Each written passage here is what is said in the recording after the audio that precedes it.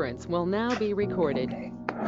Good evening, everybody. Welcome to this regular meeting of the Vader City Council. It is 6:03 p.m. on April 1st, 2026. Roll call. Jason Daly. Here. Nicole Hansen. Here. John Hurt. Here. Mike Parsons. Here. Mayor Shai. Here. We are all here. Pledge allegiance. Mr. Parsons, please do the honor. I pledge allegiance to the flag of the United States of America and to the republic for which it stands, one nation, under God, indivisible, with liberty and justice for all.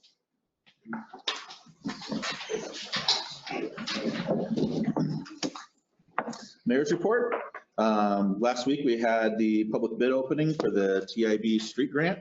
We received 4 bids from different contractors, ranging from $206,000 to $289,000. Our engineering firm, Jackson Civil Engineering, is working on putting together those final documents so that we can present those to the council for contract approval and whatnot. So that work would be done pretty soon. It'll be probably this spring. And of course, out of those 4 bids, we'll pick the lowest responsible bidder, and that company was Granite. So a good company. Item number 2, McMurphy Park Cultural Resources Survey. We're still waiting on RCO to get back to us regarding our updated cultural resources report with regard to those latest findings down at the park. Water system receivership. Department of Health was planning to reply this week. They did reply. They just sent us the letter just since we made this agenda. How to summarize what they said. It's the Department of Health's position that the agreement between the city and the county regarding receivership is just that, an agreement between the city and the county, and that the Department of Health isn't the deciding party in that agreement. And so we need to try to figure out exactly how to go about the next steps. And so I have a meeting with our engineer and our attorney regarding that coming up to try to figure out our next steps. Annexation. The county was largely in agreement with the legal description and survey that we provided them with the area to be annexed. There were a few little things, some little clerical mistakes on there and stuff that they caught. And so we're working to address those. But again, no showstoppers at all. They're still in very, very much support of it. We're working on drafting the interlocal agreement that will eventually go before the different agencies that need to approve that, including us and the county. Those are the only 2 agencies. More on that to come. Wastewater plant internet. Lewis County PUD fiber is scheduled for a site review, I think tomorrow. Tomorrow? No. They did it this week earlier. They did it this week already. So they came down and we gave them a tour of the site so they could try to figure out the best way to get internet down there. And then they're going to provide us with an estimate on what that would cost us. It doesn't fall under the free. So only a percentage of your installation cost is considered free. And so if you have a larger run, they do charge you for that. And so I know some people out in the rural areas have had to pay thousands of dollars to get the fiber run from the road to their house, above and beyond what the grant would normally cover. So, and our wastewater plant is definitely off the main drag where the internet's at. So We did get good news though, as there is a PUD pole directly behind the plant, and we have our own conduit that's running into the building. He said all of those things would save us money. So. Oh, good. Good news. I hadn't heard that yet. Super. City staff training. Just an update that various trainings have been taken by our staff relating to inspections, CPR first aid, and some other things. And some of them have already happened. Some are scheduled. So it's always good to keep our folks more training. So Any council reports tonight?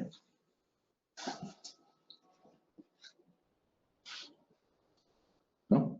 Okay, moving on to agenda approval. I don't have any changes. Make a motion that we approve the agenda for April 2026.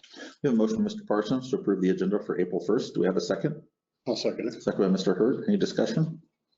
All right, all those in favor say aye. Aye. Any opposed? Motion carries. Minutes approval. I'll make a motion that we approve the city council meeting minutes for March 18th, 2026 as written. I have a comment.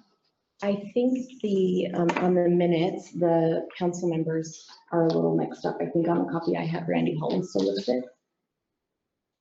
Whoa, how'd that happen? Is that correct? Yeah. Okay, so can you remake the motion just that we're gonna adjust the names on the minutes? Sure. Approve the minutes for March 18th, 2026, excluding the past city council members' names. We have a motion by Mr. Daly to approve the minutes with the stated change. Do we have a second?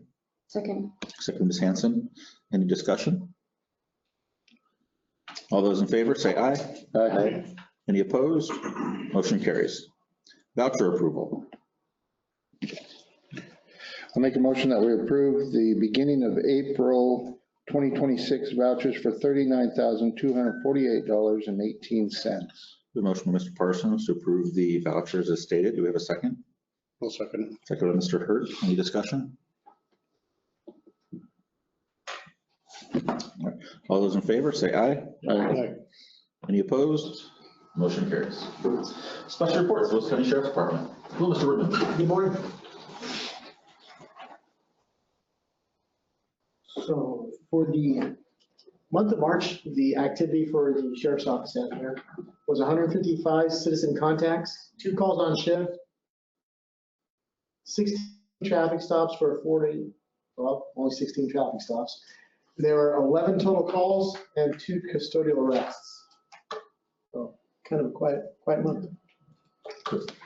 Yes, sir. I've been trying to get with the Castle Rock city to use their radar little box like alongside the road. I was made aware that you guys have one that we might be able to use. We have one. It is not functioning at the moment. Oh, okay. Yeah, it's got some issues. Does it have the frowny face on it there? No, it's probably about 20 years old, so it's just kind of the old school, it's like the old white trailer one with just the readout on it. So the only thing is, it worries me about radar trailers is sometimes people see them and start seeing how fast they go. So it has the opposite effect that we would like it to have. I do like seeing the frowny face in Castle Rock. Do you have a different recommendation for us that might get the behavior that we prefer? Let me know, like, time of day, like, let's say at 3 PM on this road, this is the issue. And we'll try to get some deputies scheduled at random times during that time period to do some traffic enforcement in that area.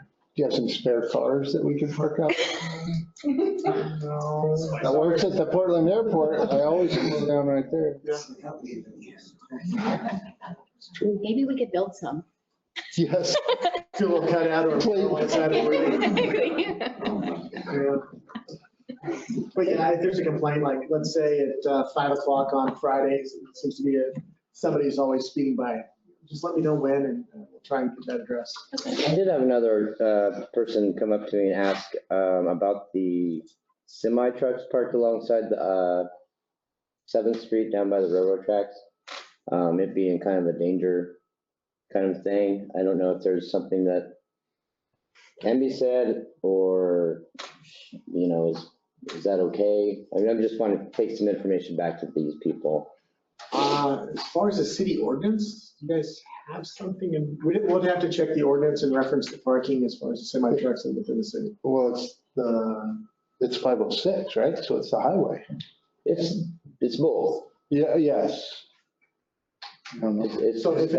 I've seen cars pull out of Main Street there and not see a vehicle coming because of them. I've seen pedestrian do the same thing. And so it's affected me too, but it's obviously affecting more people than just me, so. If, let's say out of the city, in the unincorporated areas, if there's a vehicle parked on the county roadway, it's not allowed. They'd have to be moved along. Along the state highway, you can't park along the state highway too, but within the city, there are some parking areas that's allowed. So we'd have to check to see where that's at, whether it's creating a hazard or not. If it's creating a hazard, then yes, it could be addressed. But if it's parked off the roadway on someone's property, it might be appropriate. Yeah, it's on the shoulder, yeah. Have you talked to Jason? No, I was just asking, just for, It's his truck. yeah. So I mean, if there's a problem with the rig there, let me know when and where, and I'll go take a look at it. Be happy to. They're just always parked alongside the loaded and ready to go in the morning kind of thing. And, just curious if what can be done, or if that's okay, or. If it's creating a road hazard, then definitely that's an issue that needs to be addressed. If it's parked off to the side of the road and it's within somebody's property, then that could be appropriate. Okay, But let me know and I will go take a look at it. okay.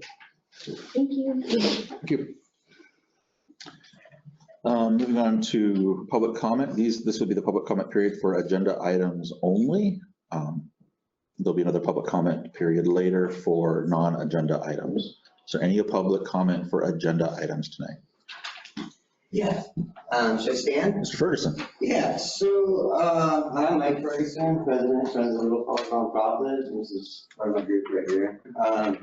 So it came to my attention last week that Parks had some questions about an event that we're preparing to host on June 27th. And so I joined the meeting last week and felt that I answered the questions that were asked. After I left the meeting, there was a tie vote and as to whether or not allow us to have a car show along with our concert.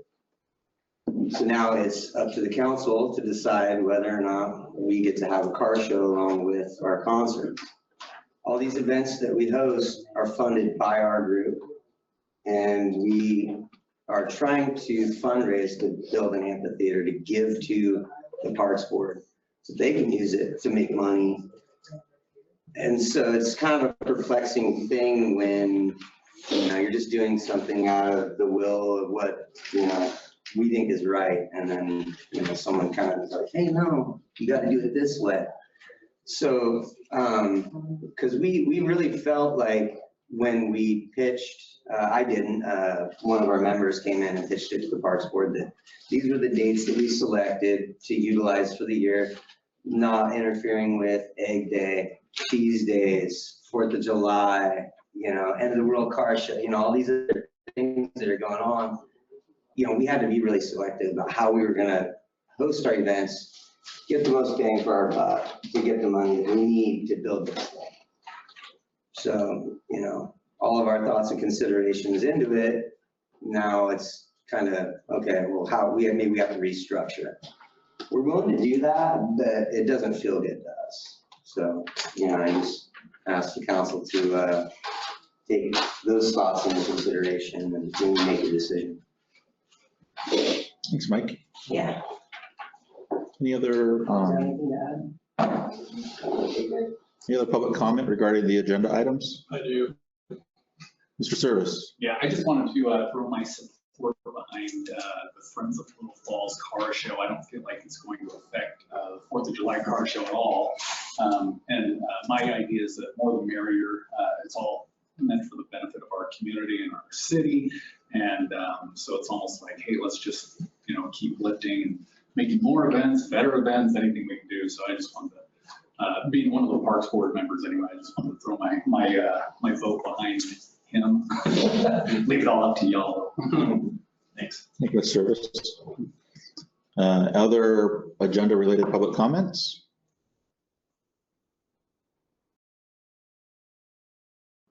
Okay, moving on to city business. Item number 1, council discuss code enforcement policy with the city attorney. Ms. Robertson is online tonight to help us talk about this topic. This topic is in regard to if the city has code enforcement actions against a property, and there are fines accumulating, at what point does the city kind of execute on those fines and perhaps go after a judgment? And so the city does not have a policy regarding that. And so Mr. Robinson is here to help guide us in kind of our questions or through that policy creation. Now, I believe I did read in here in code enforcement that we give them 10 days, and then after 30 days, the city comes in, fixes the problem, and then attaches a lien to their property if they can't pay it, or something like that. So it's not like a long drawn out process. Is that not? We don't have a firm policy on how to execute on some of the things in our code. Now, the city has leeway whether we do or don't actually do those things. So I'll let Mr. Robinson kind of help guide this conversation. Thank you, Mayor. Good to see you again, Council. So code enforcement is something that, as far as the prioritization of it and how quick you act, is really a policy call of the City Council. There are some cities, for example, with regard to when you do it, who are reactive only. They are only deal with it when there are reports made or complaints made. Others are reactive or are completely proactive at the other end, where the staff go around, I don't know too many cities like this, and they're looking for code violations all through the town and doing it that way. Many are a blend of that, where if you're on someone's property for an inspection, for a building permit, and you see something that's not in compliance, that might be referred by city staff. Others will only refer things if they're public, if they're life safety. So then once you get a complaint in the door, whether it's something that staff discovers or a neighbor or a resident discovers, what you do with it and how you prioritize that is also a policy call.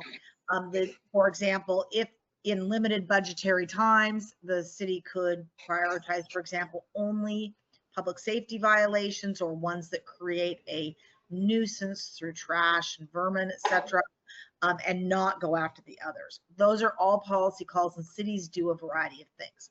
But that said, once you get into code enforcement, as I can walk you through the general process, including what we do when someone is not compliant. First, if it's a violation, and we often will start with a courtesy notice, move on to a warning letter if they don't correct it. Then if they don't correct it even after the warning letter, we move on to something called a notice of violation and order, also called an NOV for short.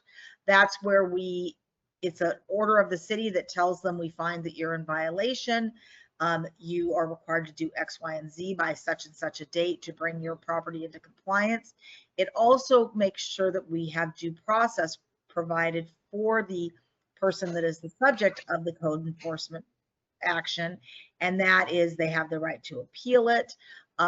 We also have entered into agreements with people after that to fix things, etc. They have the right to appeal, so they either appeal or they don't appeal. If they appeal and there's a hearing in front of the hearing examiner, if they lose the hearing and the NOV is upheld, they have the right to appeal again.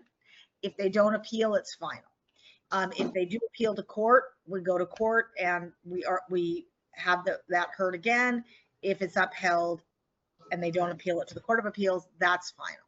If they never appeal at any of those levels, or they don't appeal in the first place, the NOV becomes a final enforceable order of the city.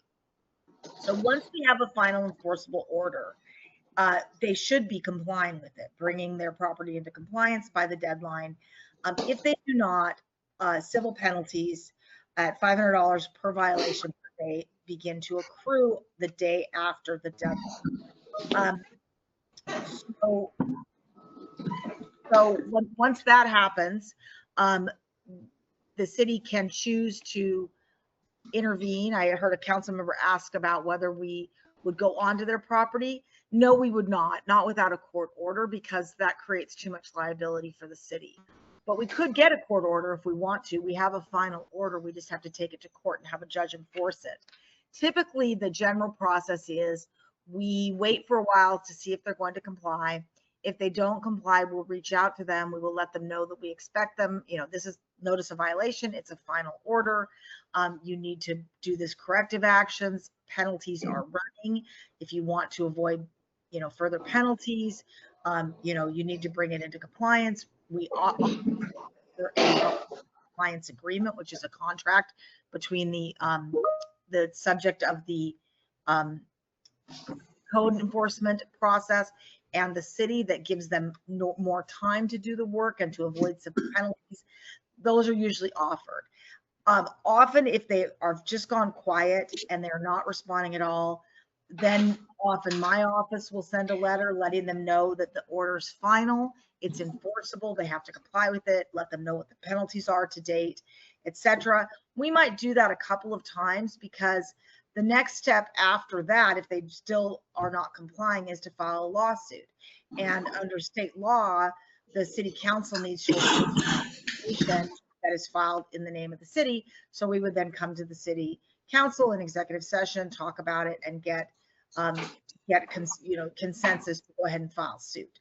What happens when you file suit is you file a lawsuit against the person, and you attach a copy of the final order, the NOV. If they don't respond in a timely manner to that, you can get something called an order of default.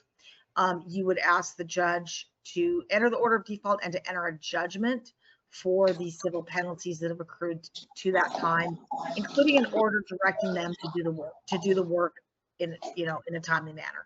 If they respond to the lawsuit and challenge the lawsuit, the thing is if they didn't challenge the NOV, that is considered a final order. There's a law principle called res judicata or collateral estoppel, and you love those Latin terms.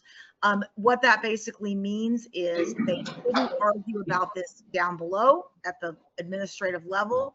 They cannot then argue about it at the Superior Court level, that the notice of violation is a final binding order and the court has to approve it or has to enter it and give us a judgment based on the notice of violation. So in that process, we would typically ask the court to, or in the default process, either one, to also give us a time period where if they haven't done the work, we have the right, but not the obligation to go onto the property to do the work and to file something else with the court for the value of what it costs us to do that work. And then that attaches as a lien. Any judgment from the court attaches to a lien to all real estate owned in Washington by the person or people who are the subject of the lawsuit. So once we get that order, then if they don't do the work, we can do a couple of different things. We can do the work ourselves and go back to court and ask for a judgment, or we can go back to court and ask the judge to hold them into contempt of court, seeking attorney's fees, etc., and penalties for that. Most code enforcement cases are resolved at the courtesy warning level. Some go to notice of violation. Most are generally resolved short of court. We've gone for Vader. I think we've done one lawsuit in the last 15 years on a code enforcement matter.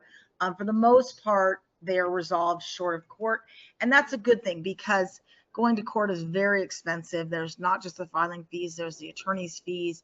I don't know if Lewis County does Zoom court, but there would be travel time as well as just legal expenses at an hourly rate. Now you probably can get those back, but if the person doesn't have money, goes bankrupt, walks away from their property, gives the keys back to the bank, etc., then you may never be made whole on the amount of money spent. That's why most city councils do determine what they think is worth investing that amount of resources in doing. So any policy that we create with regard to when we bring it to council to file a lawsuit, should take into consideration the type of case it is, as well as how the cost that it would take to do that. Finally, I did fail to mention that during the process, after we have a final notice of violation, we will often report that against the property. It does not typically become a lien because we don't have a court judgment. So that is one where it puts any buyer on notice, but it doesn't attach as a judgment lien. So I'm happy to answer any questions, discuss policy with you, etc. But I was asked to kind of give you an overview of the general process. That's the general process for code enforcement. It's the same process really all cities use.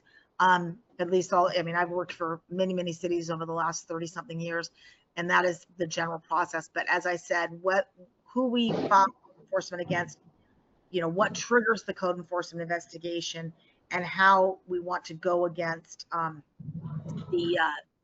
bringing it up and going to court is totally a council decision. I work for another city and they have an interim process that Vader doesn't have. I don't know how much it is helpful against the people that are the final order. If you have a final notice of violation and people haven't complied, they send this thing called a final order, letting people know that the penalties are running, and they record that against the property. I think you can do that anyway, but that is just one option I've seen another city use. So I wanted to mention that. Thank you. Questions? I have an initial question for you, actually, Joe. For me? Yes. I feel like we've talked about this a couple of times and we've kind of refined how we want the process to go. And I'm so appreciative, Jennifer, of your time and that you've come to talk to us about it. Is there a specific reason that this is on the agenda or a specific action we're trying to get to, or are we just kind of making sure everyone understands? So one of the things we've had in the past was, we had a notice of violation on our property, and we let the fines accumulate every day, but we never sought a judgment. And so the question is, and what probably needs to happen is the city kind of needs to have a policy in which kind of a certain amount, perhaps a certain amount of fines have accumulated, that it automatically triggers the council getting together and talking about that particular case in executive session with the attorney and deciding if we're going to seek a judgment on that property. So what is that number? Is it $30,000? Is it $50,000? And as Ms. Robertson stated, it kind of depends on the case, right?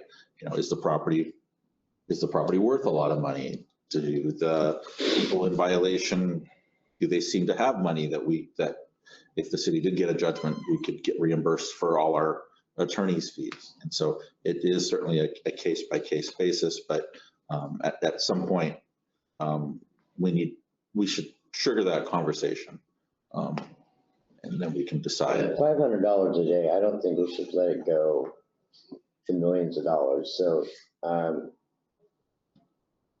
even at 30 days, that's a lot of money. But it's probably not enough, for $500 at 30 days, it's not enough to cover the attorney's expenses if we were to go to court over it, especially if they were to appeal. So if I understood you correctly, Jennifer, seeking a judgment is sort of it gives us more power than when the person goes to sell their house, but it's also not the same effort for you as a lawsuit. So can you help us understand the level of effort to seek a judgment? What is that going to cost us so we can sort of offset? It really depends. So the judgment you can only get with a lawsuit. So it would require, I'm not sure what filing fees are these days. The filing fees are probably around $250. Filing fees, attorney's fees, I'm at, what's my rate now for litigation? I think I'm $350 an hour for Vader. So whether I do it, I give it to an associate who's cheaper, but you probably have 3 to 5 hours to draft a summons and complaint. Then you have to pay to serve it on the person. It has to be personally served. pay a process server, maybe another $300. Then it gets filed with the court. You wait the 20 days. If they don't respond, then you make a motion for default. That's probably another 2 to 3 hours of time to put all the documents together. And then you have to appear in court to ask the judge to sign the order. You got to put together the motion and the order, ask the judge to sign it. One thing I don't know is whether Lewis County allows appearances by Zoom, or whether, when we filed a lawsuit before about 10 years ago on Vader's behalf, we used local counsel to do it so that I didn't have to come down. It's a new world since COVID, so maybe they allow Zoom court and I could appear down, but otherwise it's, it's a 2.5 hour drive each way for me to Lewis County. So there's the time to go to court. Now, if they fight it, then they would have to file an answer to the complaint. If they file just a notice of appearance, and they don't do anything else, then you have to bring a motion for default to prompt them to answer the complaint, and then you file a motion for summary judgment.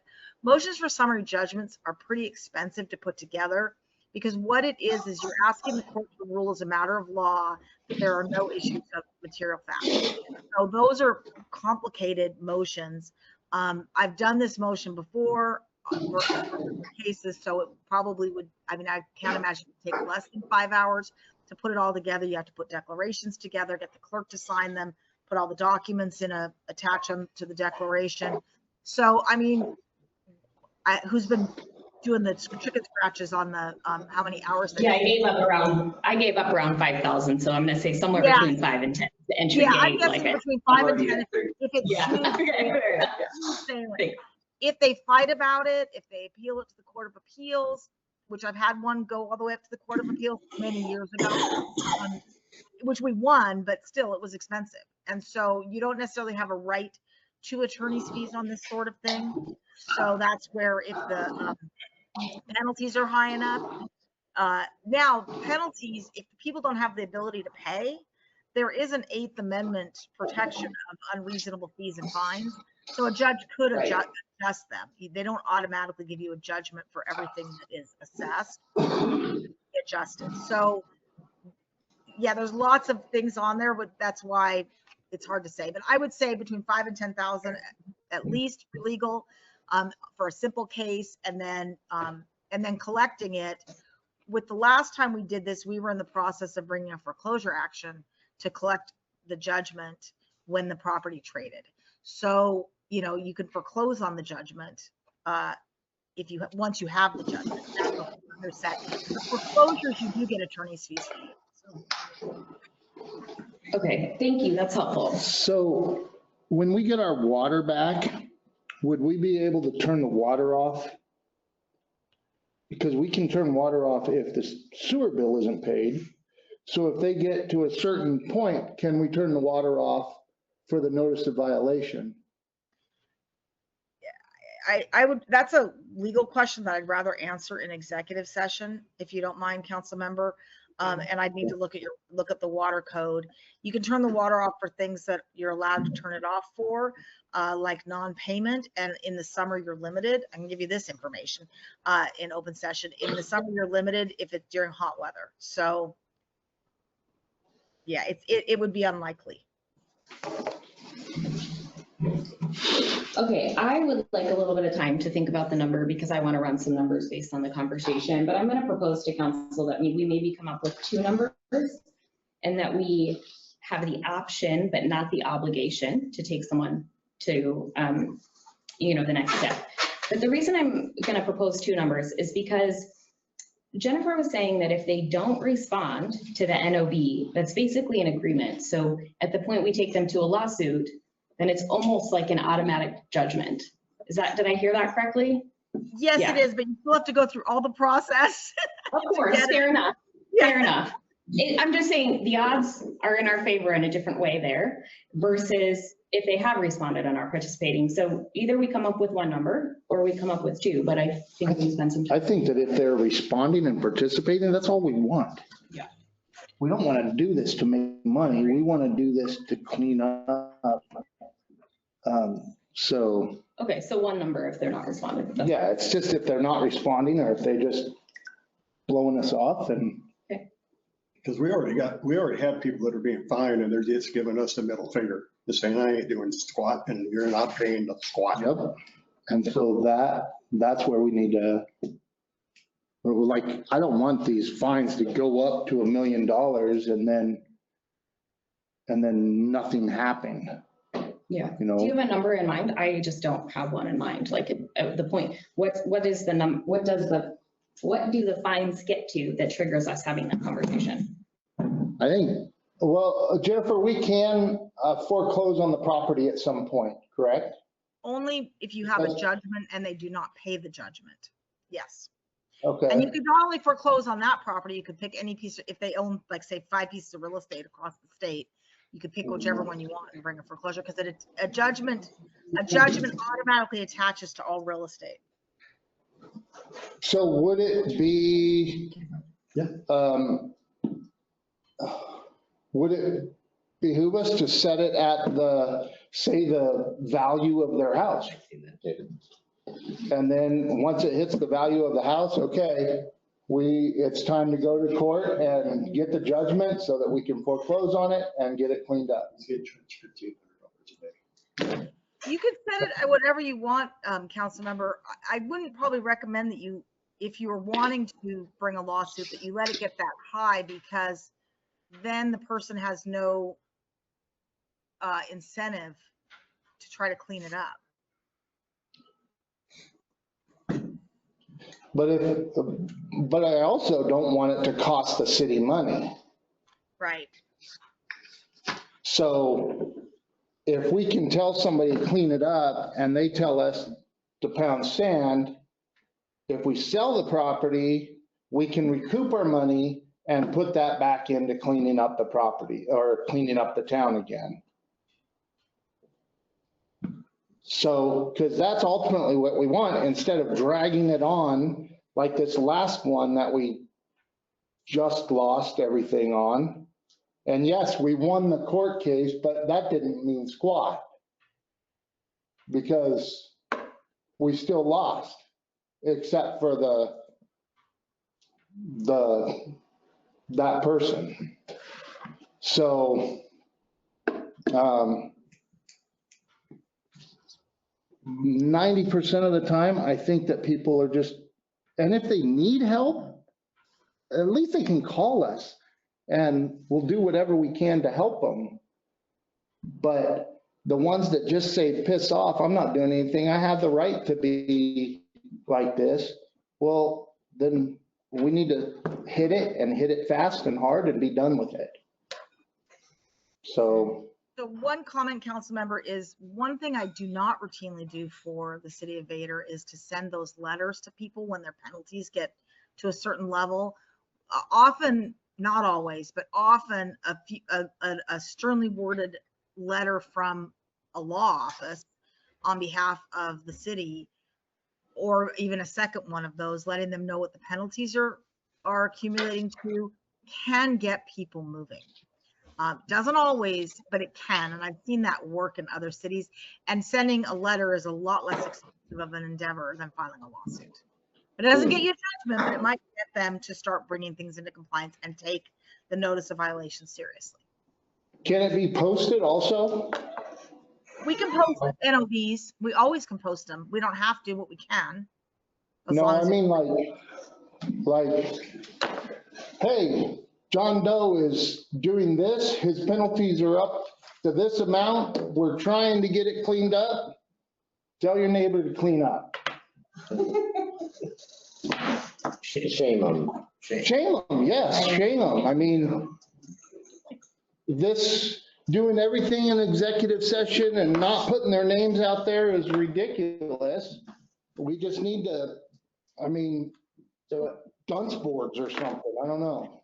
One way to that might help the council in that regard would be to have a monthly or quarterly report with code enforcement cases that are open and the status and whether the person is moving towards compliance and what the fines are to date. Because then that will be published in a council packet and available for anyone to see. We have that, but all their names are redacted. Oh, okay. Can that be do they have to be redacted or can we put the names and addresses out there?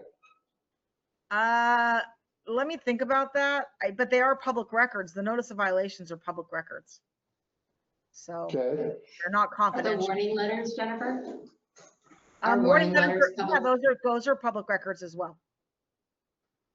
So I don't think you have to redact the names and addresses.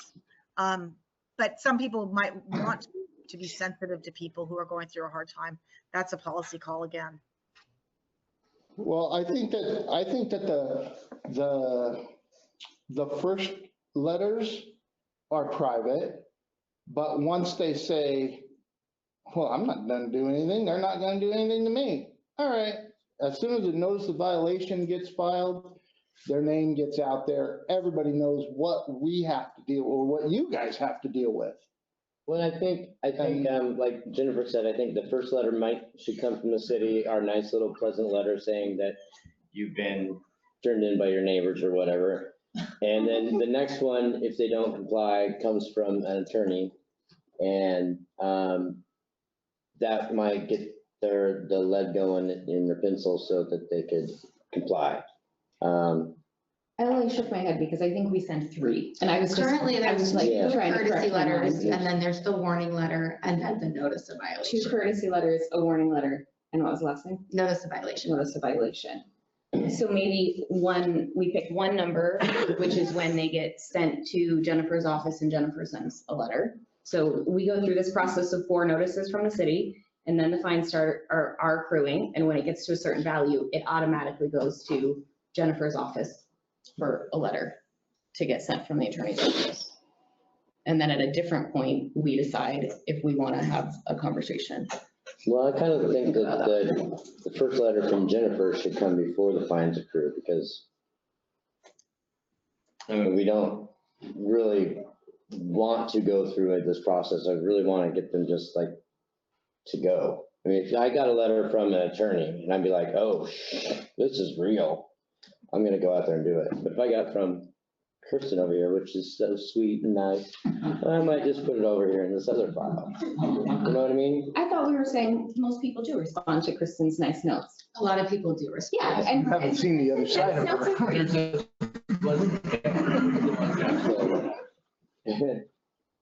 I wouldn't mess with her, guys, I'm just saying. She has her days. We all do. I would like time to think about the numbers, what those lines are, but I really appreciate the conversation. Unless someone has a number that they want to propose. Yeah, does council feel like they have enough information to think about this a little bit? Yep, so we can put names out there though. Yeah, you could have a report in the council packet that has, particularly after the notice of violations are final, once they're a final order, I wouldn't recommend it before then. But even the courtesy letters and warning letters are public records. Okay. And then Mayor, do you need me to stay after this agenda item? No. All right, if there's nothing else, have a lovely evening, council. Thank you. Thanks, Jennifer. Thank you very much. I didn't mean to shake my head, I was getting confusing myself. It wasn't at you, it was in my brain.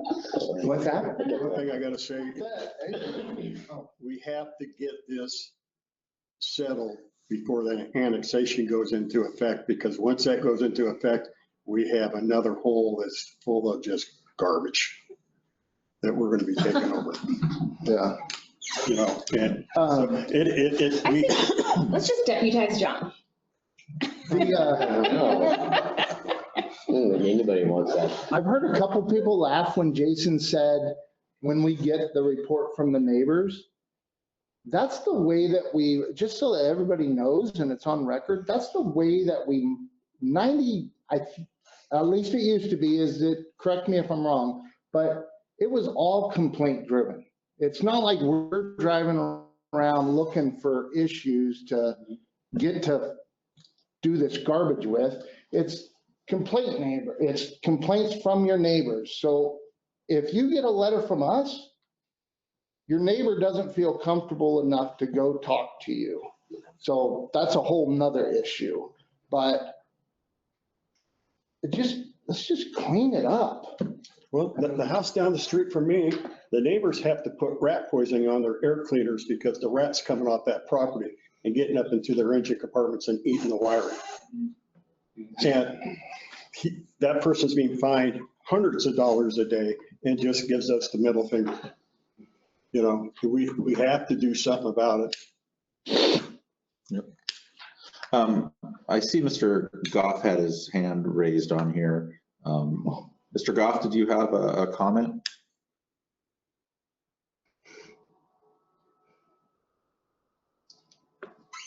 Must have waited too long. Okay. All right. Anything else on this topic? Maybe seeking input at the next meeting about this. Okay. Moving on to item number 2, council to consider nomination for vacant city council position 5 with the term ending November of 2027. I'd like to ask council to table this for another meeting. We do have 2 applications, but I wanted to give it some more time. Okay. Good. Agreed. Okay, thank you. Moving on to number 3, council to consider Friends of Little Falls, the June 27th concert / car show. As Mr. Ferguson gave us a little preview earlier, this is related to that. The park board does approve different event applications for the different large events that happen at the park. This was one of them. Their vote was divided. They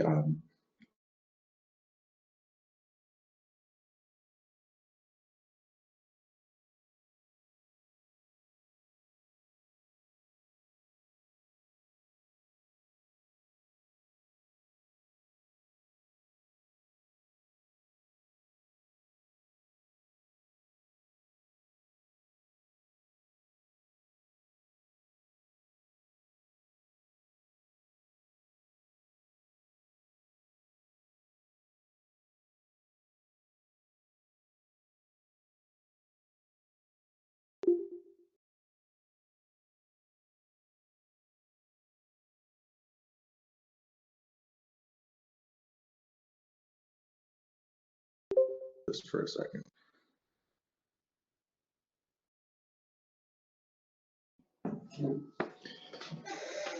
I make a motion that we approve the Friends of Little Falls June 27th concert and car. I'll second that. We have a motion by Mr. Parsons and a second by Mr. Daly to approve the Friends of Little Falls application. Not that I vote, but I do support this. I think that the crowds that are coming to a Santana concert, which sounds really exciting, are probably going to be a little different than those that are going to come to the 4th of July. I don't see it as competition. And in fact, both events support the parks in the end. And so I think it's the more come to town, the better. So. And as a person with a car, there's not enough car shows. Because there's never one the weekend that I want to go. And if there's one every other weekend or every weekend, they're going to hit them. We don't have enough weekends here in the Pacific Northwest with car shows, so. And I brought up a thing to Mike Ferguson about that swap meet I was talking about a couple of meetings back, that would be a good time if we're going to have the car show, have the swap meet, and that brings in more people for the concert. All right, Okay. go ahead. You have more discussion. Discussion on the motion, yeah. The only thing I want to say, and I just want to make it public, I think, this is a great approach. I want to make sure that we're always inclusive of 501c3s. At this, this conversation is about whether we would choose a city event over a 501c3, and I just want to publicly say that that probably is not going to happen with this city council. We're always going to want to support the 501c3s and the city events in the town. So I feel like we always want to be inclusive. And I also want to throw out that everybody could be collaborative here too. We could cross promote and say, we got one this weekend, we got this one, sign up for both, so let's also support each other. So absolutely. Okay, now I'm Okay. Any other discussion on this topic? Okay. Mr. Ferguson. So I also want to say, we at an earlier meeting with Parks, we extended an invite, an olive branch, if you will. Since, they're a nonprofit and part of the city as well, they have the ability to have a table at all of our events, sell their merchandise, promote their events and activities. So Kind of the same event. trying to grab all the people for the following weekend, it's kind of a no-brainer. We appreciate that. Yeah, I think it's a win-win. Right. The discussion on this? All those in favor of approving the Friends of Little Falls application, say aye. Aye. Any opposed? Motion carries. Thank you. Good segue. Item number 4, council to discuss the 4th of July event. Do we have a Hi, Judge. Pies. what? Pie? There's a pie contest, and I'm just volunteering to be a judge.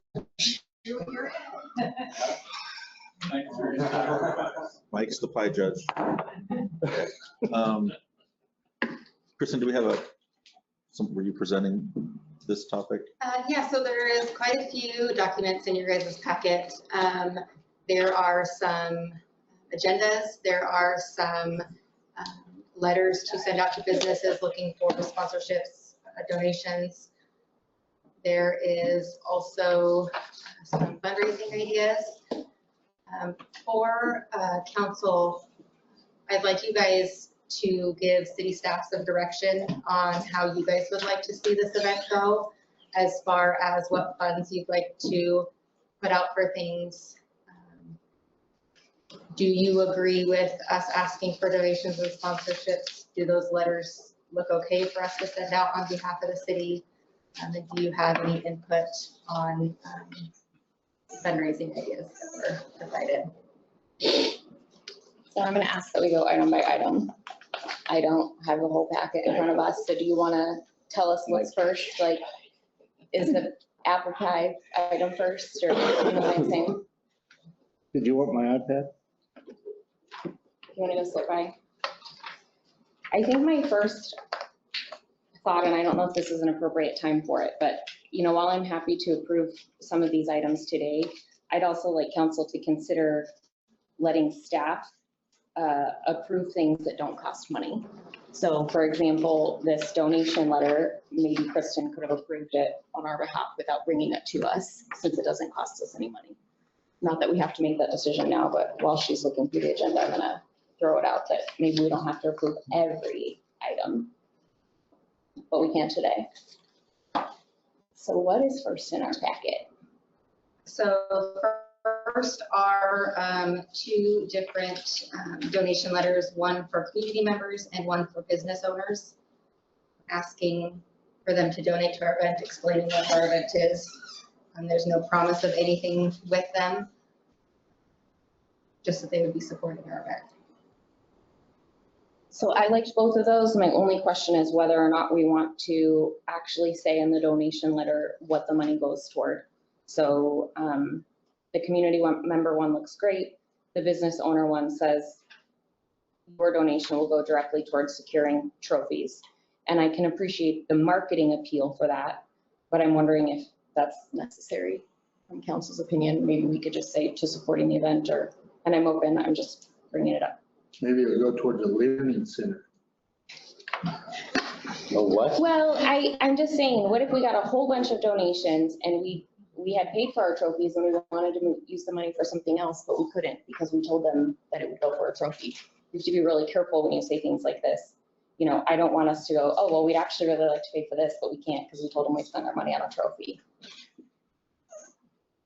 And I'm coming from a nonprofit perspective where that's very specific, and I don't know how that applies to the city. So Kristen, do we know, or do we need to look into how specific this is? I can look into how specific should or shouldn't be this one. We'll just change that word. Yeah, so I'm What okay. if we just put it would go towards the car show? So whether that be for trophies or if there was going to be anything else associated with it. More broad. So my question would be, if we're for any of these events, if we're going to say with this, you're going to receive these items.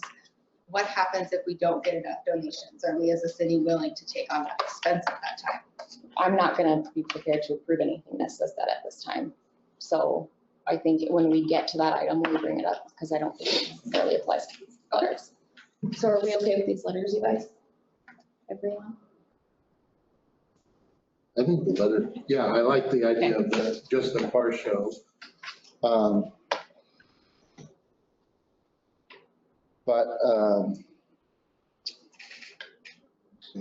there was a couple things that I was reading, trying to find where some of them were. Like, as a person that takes my cars to car shows, I always have to buy the shirt for the car show. And how much is and I know it's probably in here, but how much is the entry fee for the car show? That actually has not been officially decided on. There's been a suggested $25, which is what they paid last year, and just leaving it at that. And there's been discussion of $25 if you pre-register and $40 on the day of. So at those prices, I don't think we need to put a t-shirt in there. Because that's just extra money and then you can have the shirts, because last year's shirt was awesome, but people can buy them. And that's another fundraiser, because you sell a t-shirt, I sell t-shirts retail at 28, and at sweatshirts are 45, I think. And I think that should be another, just a fundraiser part. And once again, I know you all work on all of this stuff, and then I sit up here and I read it, and then I have my 2 cents to throw in, which I hate doing because I wasn't at the meeting. So number one, I thank all of you guys for all the work that you're doing, both Friends and the 4th of July thing. But one of the other things that I saw in here was a live band. Wait a second. Wait, where's the t-shirt thing? Are we talking about these letters still? No, we already talked about the letter. I know, but I don't know where we are, and I want to follow along. I don't know where the t-shirt is. We're talking about the 4th of July thing. Okay, so we're talking in general. I'm just In gonna go general. with it. I'm gonna go with it, Mike. I'm gonna sit back, I'm gonna relax, I'm gonna go with it. You are not going to relax. Everybody watch. Because I'm gonna misspell something. My cousin's a teacher, now you've got me more nervous to No, I'm write something relaxing. than her. Nicole's the bullet points, so she moved to Yeah. I can't help myself, sorry. The other thing that I saw is the bands. To me, that's a lot of money, and I used to do DJ work, and to me, I don't know if I'm biased, but a DJ at an event like this, if MCing and working the crowd, it's much funner than a band. And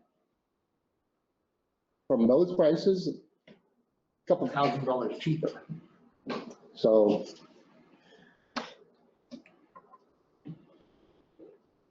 those are the main things.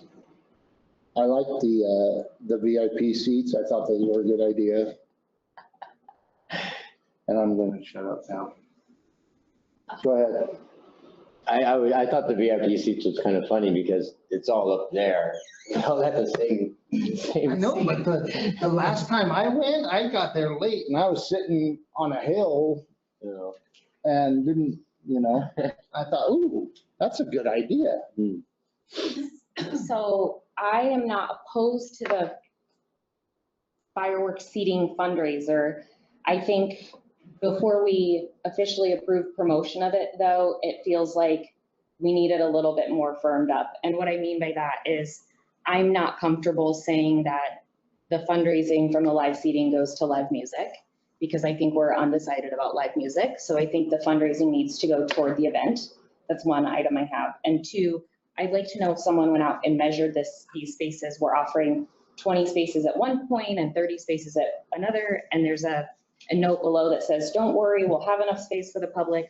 While I totally believe all of that, I'm wondering if someone went out and measured. Is there anyone here from the 4th of July committee that knows, or do you know? The spaces, I don't believe were measured.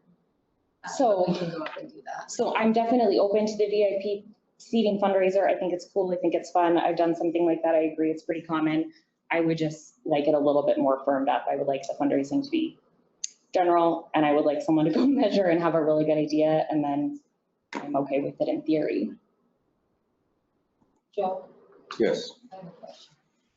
Has the city or the committee or whoever takes care of the 4th of July given any thought to parking? Because we have people who want to park in our field, which Leighton doesn't care about allowing that, but we're not sure if it's even allowed. But we've also heard a lot of complaints about there is no parking. I thought that that's why you put that road in. Concert party. So I was just wondering about if they've given thought to parking.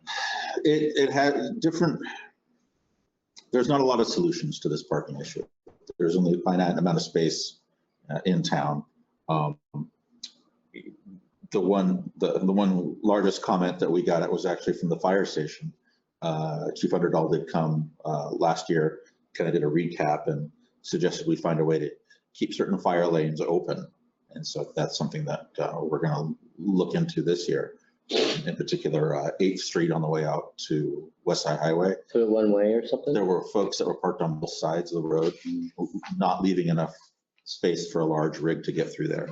And so obviously that can't happen. And so that's kind of the opposite of what you're talking about. You're talking about finding more space, not less space. So this is a tough thing. We don't really have a solution for it. The 4th of July committee was talking about maybe allowing folks to park at McMurphy Park and then somehow arranging a shuttle that would run them from McMurphy up to town here.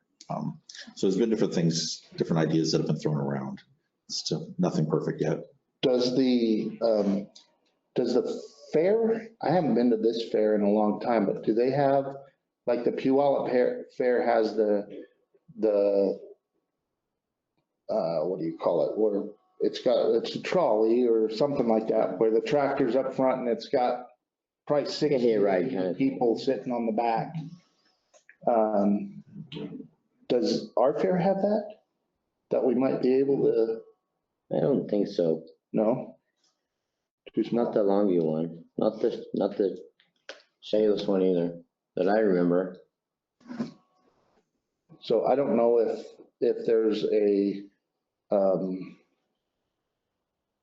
what is that called? The Trolley? Hayride, yeah. Yeah, it's like a hayride, but they have the rows of benches and like at Disneyland, and they're all just, everybody sits. People mover. Like a people mover, yeah. That can just do a route back and forth.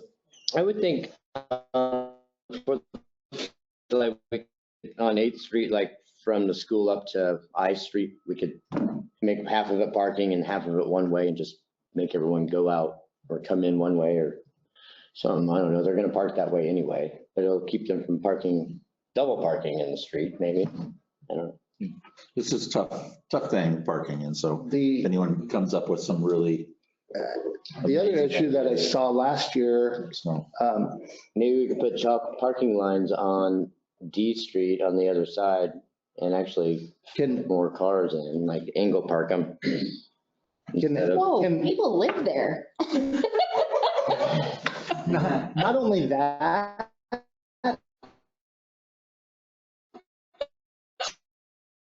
but Yes, that's one thing we talked about. because we did that the first year that I did the 4th of July thing, and we closed D Street because last year there were cars driving up and down and During the thing. and Like, you couldn't kids. find a place to park, so kept driving around.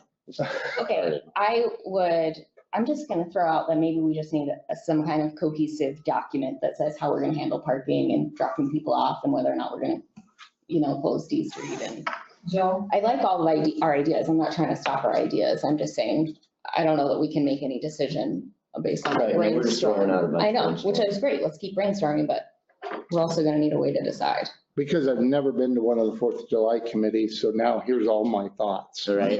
Sorry. Well, they've talked about this. Ms. Radcliffe, Okay, back to me before I was interrupted. back to you. Is Layton allowed to let people park there? I'm not sure if it's even allowed because it goes out on 506. No one's talking to you. Go ahead. Hey, welcome to the club. You can wait until you're later on. I don't think anything prevents you from having folks park on your field.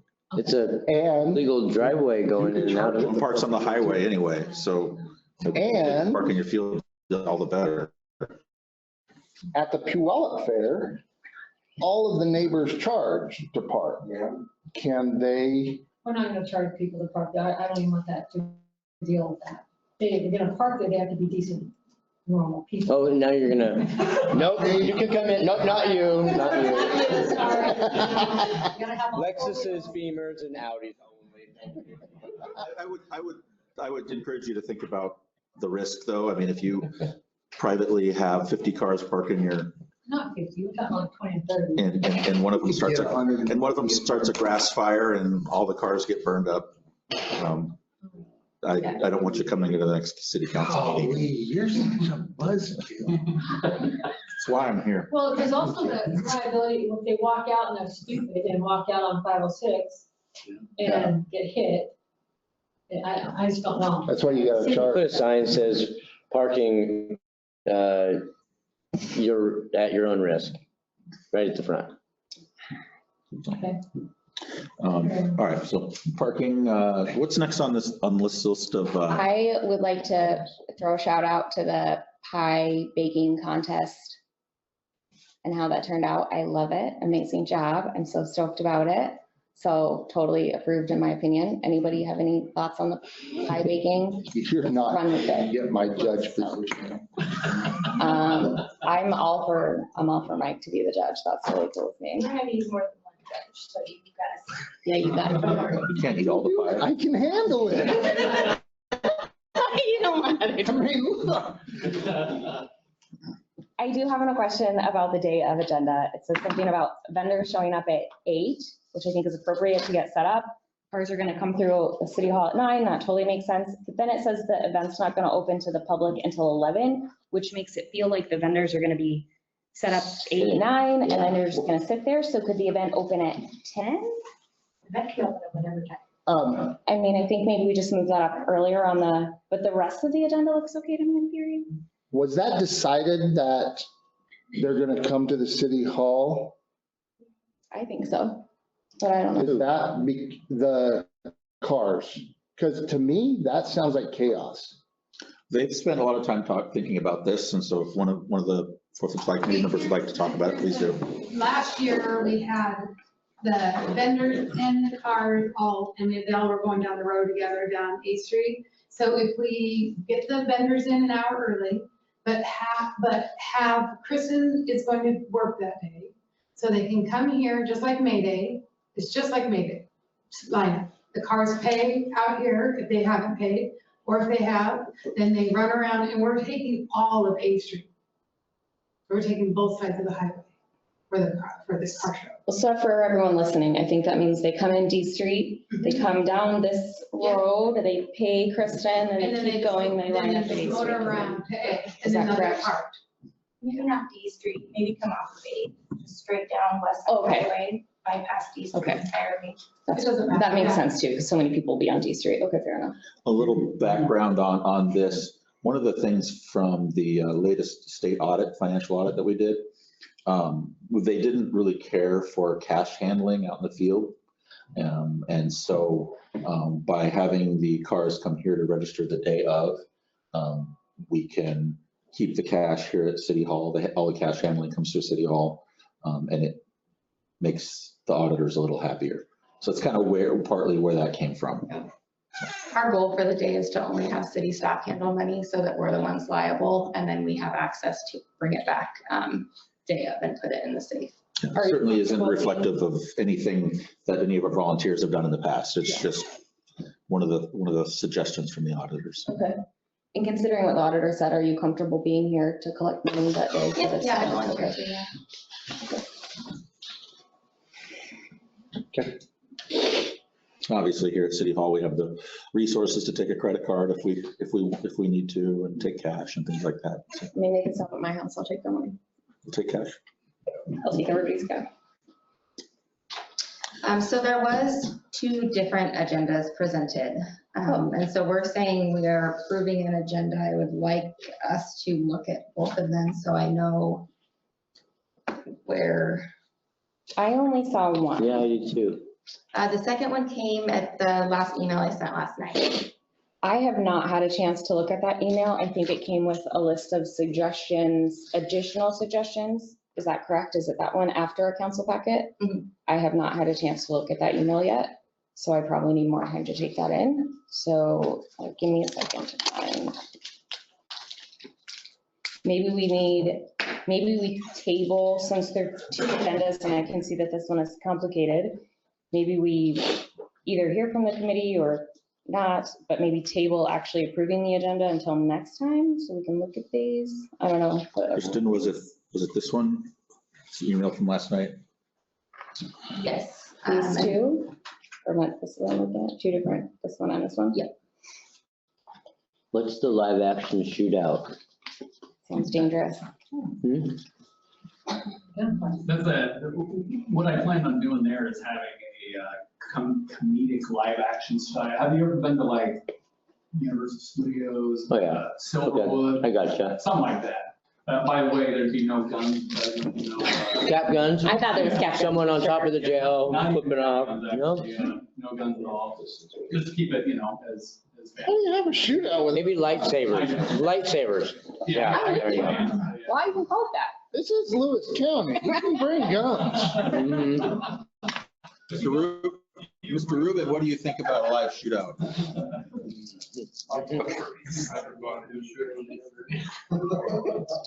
Not Some avoid- paintballs in there? One of the guns will be a rubber chicken, just kind of funny stuff. Is on that one I saw the smash your car thing. Is that wacko? Yeah, I didn't realize that, all this was, There was just a last second idea, but it hasn't been vetted. We haven't talked about it as a committee yet. It was just like. Where's the cornhole tournament gonna be? In fact, all the stuff that I put up here, that has my name on it, was all meant to be try to be decided as a committee before we brought it to you guys. Well, then tell me to put it away. Yeah, it's like, no, it's fine, but yeah. Oh, I thought you wanted me to present them. No, it needs to be presented, because we don't have time to meet as a committee until, 3 more weeks from now, 2 more weeks, something like that. But everything seemed like it was running so fast. I'm like, okay, well, here, check it out. What you think? Okay, so Let's try to decide on some things that can be decided on. I'd like to wait What's left. on approving the day of agenda. I don't think that we have to announce all the times yet. Does that seem reasonable to other people? I mean, even if we start promoting, we don't need the day of agenda yet, but I do like it. I'm excited about it. What else was in our packet that needs to be, we did the thumbs up on the apple pie. We did the thumbs up on the donation letters with minor edits, which I think is important to get donations started. Probably fundraising is probably the most important. Is there anything else that's Do you guys urgent? want all fundraising ideas to be brought to you, or do you only want it to be brought to you if it has a cost associated with it?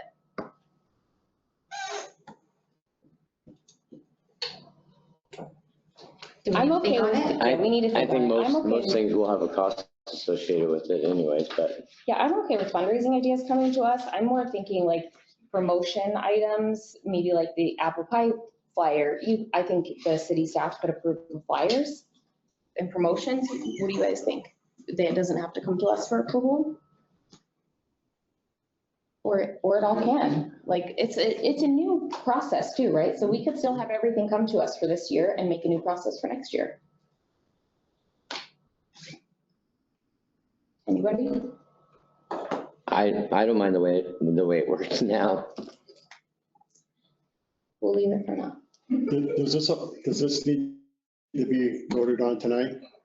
No, you guys have time to think about it, and it sounds like we'll try and get together with the committee and we'll put together an agenda one to give to you guys next time. And then we can narrow down our fundraising ideas too, and We just have to get moving because it is. It does go by, it goes real fast. Yeah, faster than we know. Where's the cornhole tournament gonna be? At the park. And the pie eating contest? I mean, well, his pie eating contest? Not yet. I'm just curious how everything was kind of laid out. It'll all be down. Is there anything that's going to happen up there besides the fireworks? There is. We're gonna have food vendors start a little bit late. Well, no, Marlene knows more about this. You tell. Okay. We're gonna have Like five.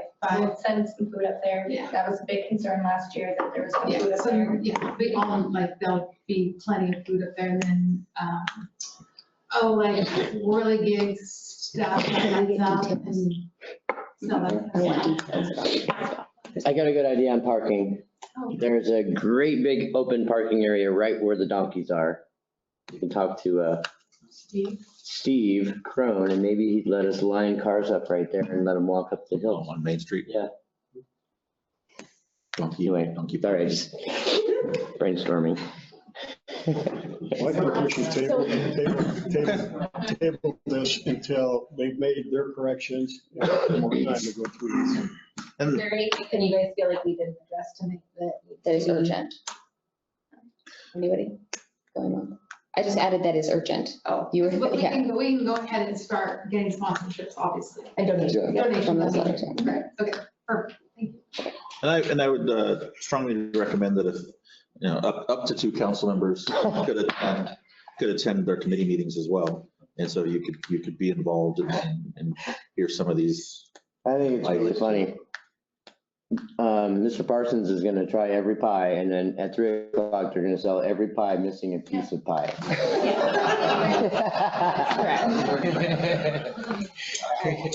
7, 8, 5. Cinnamon rolls are good too, just. Anything else on the 4th of July for tonight? Committee's satisfied for now? I think, just a quick thought, if you do the car smash thing, if that gets figured out, one up there Car smash. might be a fun thing too. Like, because there's gonna be a lot of different people in the morning than in the afternoon. Yeah, and so it might be cool to have a thing up there. I'm gonna just throw a red flag out about the insurance of that. So we're gonna have a big conversation if anybody considers smashing anything. Hey, Mom. Sorry. They call it in the office. Hey, All I care about is lawsuits. Angela brought up an idea also, if smashing's bad, we could paint the car, give kids rattle cans and just have them go to town on it. Go to town. So, I don't know. Yeah, I'm gonna ask that Mike they're. in the back seat or the pie over there. That's right. With glass. Rattle cans, maybe, they'll be over there huffing. All right. Okay, so Go on. if no one's okay, move on to the next item. We've got a few more items, big agenda tonight. Number 5, council to discuss replacing printed meeting packets with tablets and digital documents. One of the things that was suggested was, we talked about it a little bit at the last meeting, we print out a lot of paper for these council packets and for planning committee and parks board. So the idea was we could buy some inexpensive city tablets, and we could preload the council packet on those and have them for each person here for the meetings. It would probably be around $650 or so to buy all those tablets. We were going to defer that to this meeting to talk about it. Thoughts? What's the difference between the Android 16 and the Android 15 besides half price? I believe the 15 was the first one you suggested, correct? Do you remember? and it wasn't available anymore? Oh, yeah, if those are the two options you're looking at, yeah, I had sent in something to consider to City Hall, and then by the time we got around to looking at it again, it was out of stock. Oh. And so I sent another one that's comparable, same price, I believe. Got $130 for. And the 15 was 80.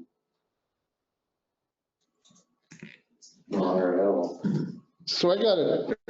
That's why. I got a text after the last meeting, and this person said, I did some rough estimate of the cost of paper, printer, ink versus the cost of 5 tablets, $750. So they were up a little higher than what we found them. But that's like 7 years for the city to arrive at a break-even point. By then, the tablets will be outdated and become obsolete. It's true. We'd have to print tens of thousands of sheets to get that high. So it is true. How is council feeling tonight with only having the agenda printed? I thought it was fine. I loved having the agenda, and I brought everything else on my tablet. I think it is comical because we clearly all came with all kinds of solutions. Poor Jason's computer died. I only had mine because I was working. I have the things printed out that I needed, but right when we got to the 4th of July, we had to ask you to walk us through it. So while it seemed like a genius idea to only print the agenda, it maybe wasn't. Yeah. I feel a little lost not being able to follow behind, but I was planning on keeping up with this. So I'm just gonna say it's comical. Not opposed or not, I just found it comical, the whole thing was comical. Yeah, the using the personal devices is, I mean, it works, but that's not appropriate, right? Yeah, I agree. You shouldn't be using your personal devices for this. The city furnish something, and so I appreciate Well, there that. was 150 pages of stuff. Yeah, I appreciate. Be able to like, page 78. This beta test, trying out the personal devices, so, but in the long run, that's not a solution. Right. Can I say something? Yes. So I'm being on the planning committee if I don't bring my iPad and everything's printed out in black and white, but you're giving us all these, a red portion of the city, a green portion of the city, when we're doing the zoning, it is really hard on black and white. So I bring my iPad to every single meeting and then I go, oh, this is what they're talking about. Okay, so that's where I would always, and Darren always says, oh, you're smart, you brought your tablet. I said, well, I can't see, there's no colors when you print it out. So that's, for the planning committee, it'd be great. So obviously, everybody gets to sit at the table just to use it. I need a highlight. And she needs to color them when she prints them. That's it. Spare time, highlight all the colors on the maps that we present the planning committee. Yeah. Yeah, it is very hard to read, like, follow along, but because Jason will say, oh, we're in the blue or the green. It's great. Right. So, I mean, I think $600 for 5 tablets, feels incredible. It feels like we're stealing something, right? These cost far more than that. So I'm sort of for this, and I hear that other council members aren't. So do we want to, but that it would potentially help the planning committee? Do we want to maybe approve 3 and agree to share? And well, this is one for each of us for all to share. Anyway. Well, but we could, if You mean like people want to between spend less money, we could buy 3 instead of 5. I offered to share this with you and you just I know, he just, snubbed me. like, I agree. Yeah, we're gonna have to share. I'm gonna have to put on deodorant. Yeah, in the grand scheme of things, it's not that, it's, like I said, we'll probably never recoup the costs on these tablets, right? It's probably less expensive just to print thousands of pieces of paper every year. What about the projector? You've got the projector. You put stuff up there before and. It's true, but that's not very efficient if you want to look at one page and Nicole wants to look at another, but so you might read slower than her. I'm for it. I wouldn't mind finding something more into the Android 15 price range, but yeah, I agree with you. $620 for 5 tablets is awfully cheap. Yeah, we could get one and you can try it out and see what you think first. So are you making a motion to approve it? Are we looking for a motion or are we just discussing? This is not a high priority item, it was a suggestion, and so we're we're suggesting. It's up to you and how you want to review documents. I make a motion, we approve the purchase of the tablets and move on with it. All 5 tablets. We have a motion by Ms. Hanson to approve purchase of 5 tablets. Have a second? I'll second it. Second, Mr. Hurt. More discussion? All those in favor of approving the purchase of 5 tablets, say aye. Aye. Aye. Any opposed? Aye. Motion carries. You get to keep yours. I need to keep mine. All right, thank you. Moving on to item number 6.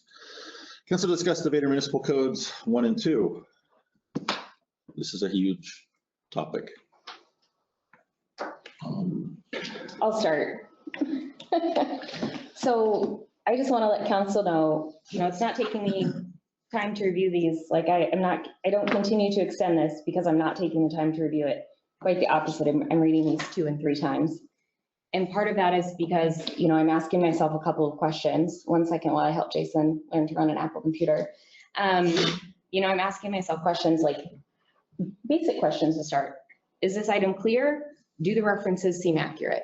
I think that our staff has spent a lot of time looking through these and copying them, but it's easy for references to get mixed up, right? So those are 2 really basic things. Is it clear and are the references accurate?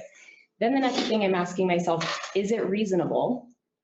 Is it reasonable as an ordinance? And especially for the new ordinances, I'm asking myself, does it apply to the city of Vader? And that is a process that I think is really important. And I have talked to a few people about this and they've said, well, we're growing. Even if it doesn't apply to right now, we're growing. That's not what I mean. I don't mean, does it apply to right now? Does it apply to right this minute and the next 5 years? There are simple things even in here that say, if I'm going to have an approved absence, that all the city council has to vote on it. I don't think that's a process that's appropriate for a city this size. I think Joe can say, Nicole's at work, that's approved, and so that's part of why I'm taking the time to do that. And if you haven't read my long list of recommendations, I don't know that we need to go through them all publicly, but I do think we need to take this kind of slowly and seriously. So that's my opening thoughts. I've only got a third of the way through them myself. It's a lot of reading. And so that's where I'm at with it.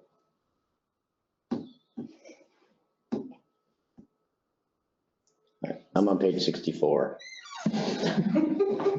So one question might be, how do we want to handle when we have questions, we have a list of items like this, like I'm asking very specific questions. Where does this reference come from? How did we come up with this number? Do I send this to Kristen and she sends it out to everyone so they can check it? Do I just go sit with Kristen and have these checked? We have a conversation among ourselves and make some recommendations. What works as a process for the group?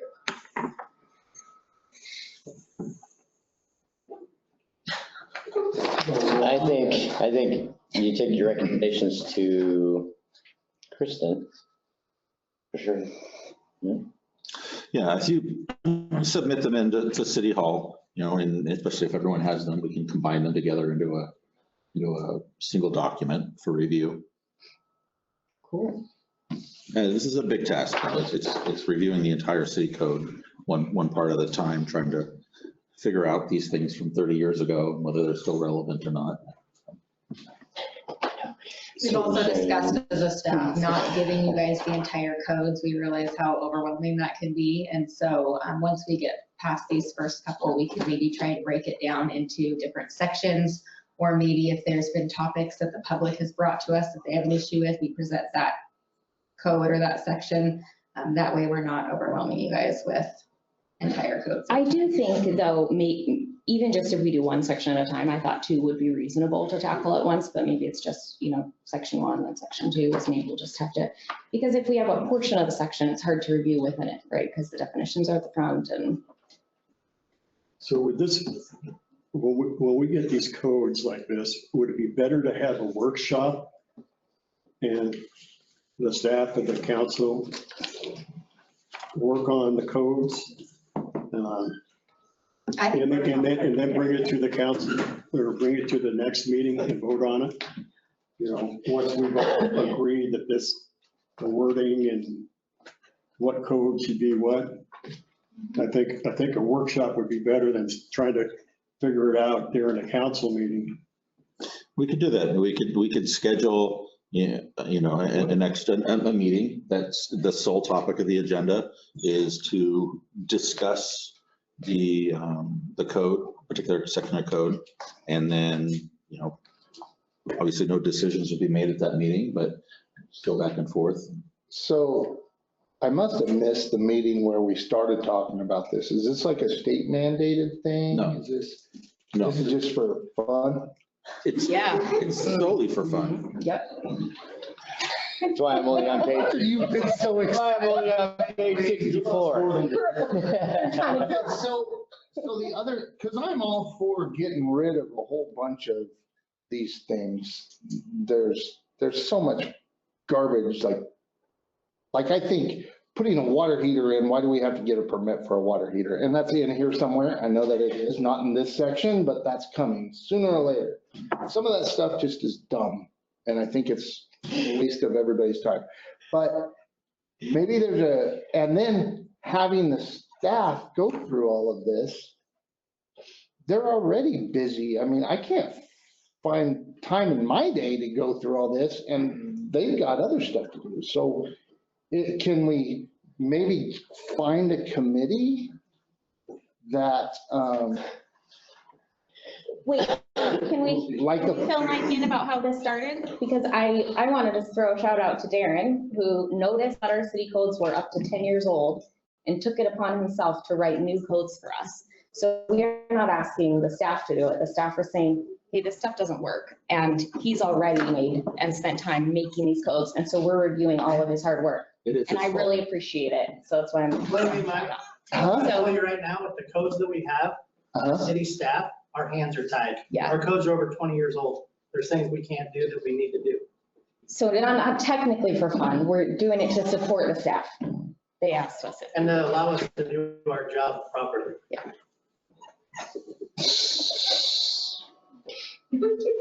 So Darren, do you agree that we need to have a workshop with you? Like out to be able to enforce things that we need to enforce. yeah, I get that a lot of it is outdated and so on and so forth, but I mean, you obviously have spent a ton of time on this. In my spare time, yeah. In your spare time, yeah.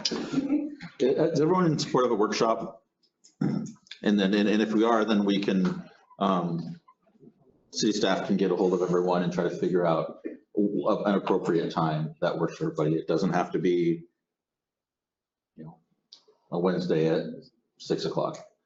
We can figure something else out that's convenient to everybody. Can I ask for clarification what the workshop is for? Because I do better reading contracts individually because I need time to think about whether or not something makes sense.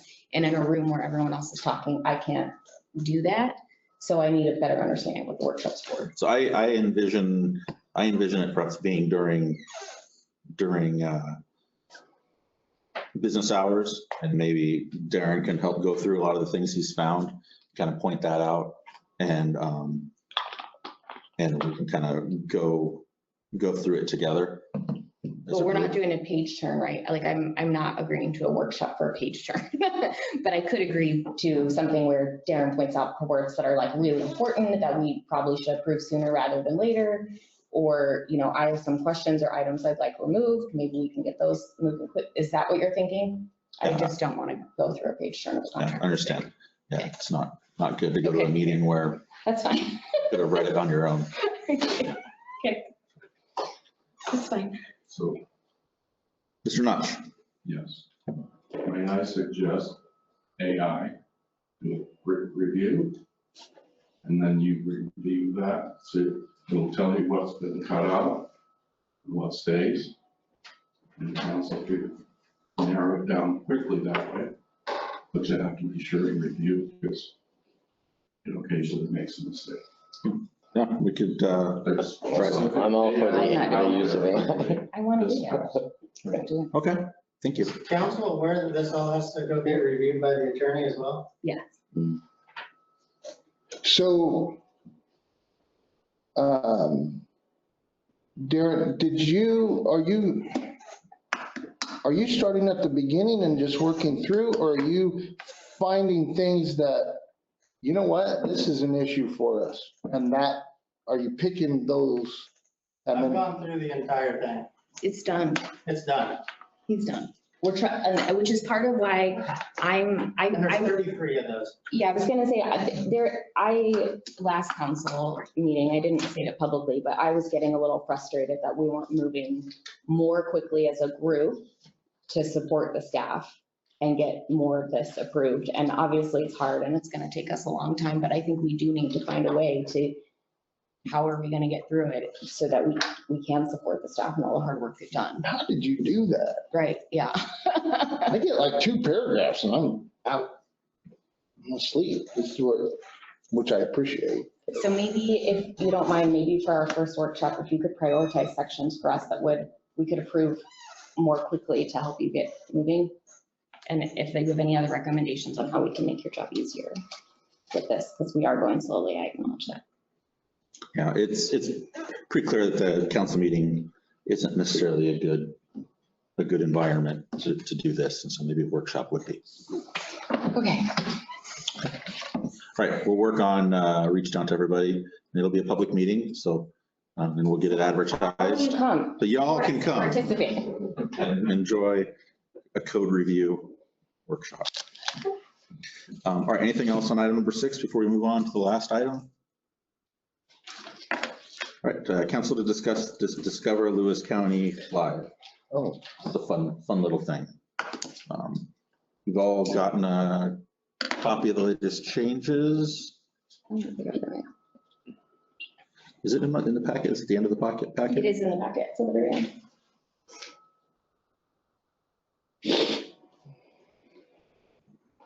I think it looks cool. I think Kristen is correct that we need to get the right welcome to Vader sign, even though I do feel nostalgia for the old sign. My only thought is if this is a trifold, so we sent some recommendations. The people at Discover Lewis County made some edits and moved things around thoughtfully with the text specifically. My only thought was if this is a trifold and it's closed, do we feel like the About Vader section is compelling enough to motivate someone to pick it up and read what's on the inside and actually come to our town? There's a small part of me that feels like the About section isn't quite powerful enough, but I do like all the text in general. Does the council feel about what we have so far? Obviously, we can tweak the verbiage Nicole suggests. Can you scroll further Yep. to see how cool it looks though? That would be the back page. Obviously, it folds similar to the other ones. And then this is the, Or epic mural in the middle, very cool. That's the inside. this is the inside. What's this? Oh, that's the alternate sign picture.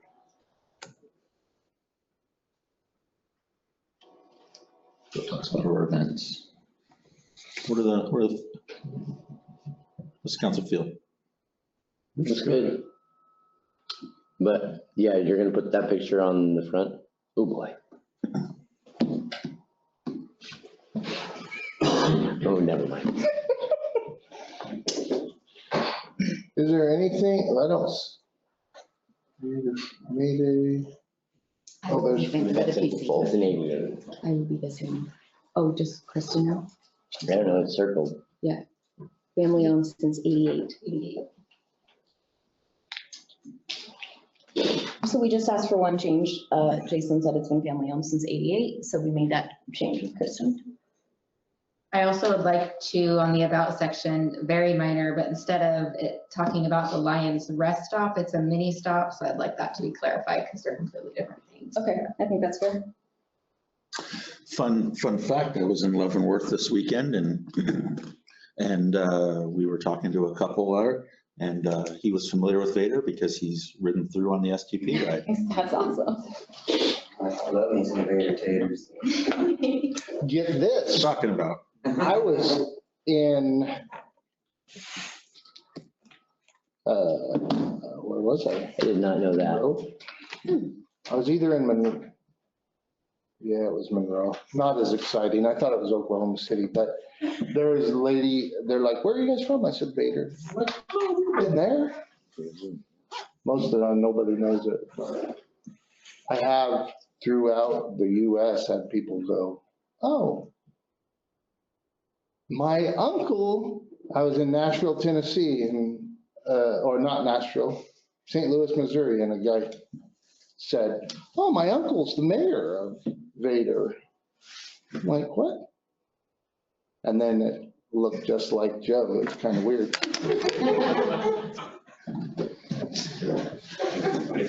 Fun.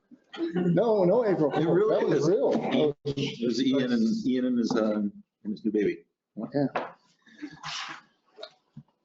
Okay, so Discover Lewis County is asking for me to get a hold of them tomorrow with any edits because they're ready to take this to print for us. Yeah, I was gonna say, other than my hesitation about the About Vader sign section, I like it. I think we've all worked really hard on it. I'm prepared to just keep moving forward. I'm sure in 3 to 5 years, if we want to change it, we can. I'm sort of inclined to say, let's approve it and keep moving. Anyone else? Same here. And you're just gonna put the new Vader sign up in the top corner? Yeah, it's just gonna replace Yeah. this one.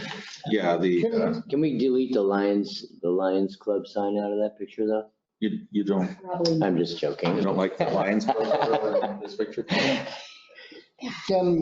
we, No. They're gonna have a fight in this room. Up, down, up, down. on the fireworks, can we be the biggest fireworks show in Lewis County or, because is there any, not bigger than last year? Nobody's bigger than last year. Been the metropolitan cities that don't do it as big as we did I last know. year. Fireworks show in Vader. Yeah, Vancouver used to be a big one, but they're not. Houston's wasn't that big. I was in Houston. Well, we don't get ahead of ourselves. Fireworks. I don't know if they can just throw something over there, biggest fireworks show in Lewis County, or Don't know if we can we can say that. say it. We can say east of the Miss or west of We can the, say one of the largest, maybe. one of the largest newspaper guys. that would be Anybody true. bigger with a fireworks show, and you won't get ran out of Super here. guy.